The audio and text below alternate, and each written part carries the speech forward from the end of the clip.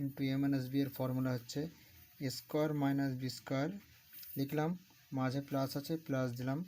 একইভাবে B plus C into B minus C, এটাও যদি এ প্লাস বি ও এ মাইনাস বি এর ফর্মুলা হিসাবে দেখি, দেখো জাস্ট এর জায়গায় বি আছে আর বি এর জায়গায় সি আছে, বাকি একই জিনিস প্লাস আর মাইনাস, তাহলে সেই হিসাবে কী হবে B square minus C square. তারপর এখানে প্লাস আছে প্লাস দেব। তারপর একইভাবে C plus A into C minus A, তাহলে কী লেখা যায় C square minus A square.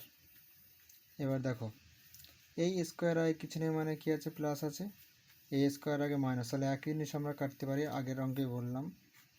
একইভাবে minus B square plus B square, একইভাবে minus C square plus C square, সব যদি কেটে যায় কী পড়ে থাকে জিরো। এরপরে আমরা পরের দাগের অঙ্কটা করব। অঙ্কটা টুকে নিয়েছি।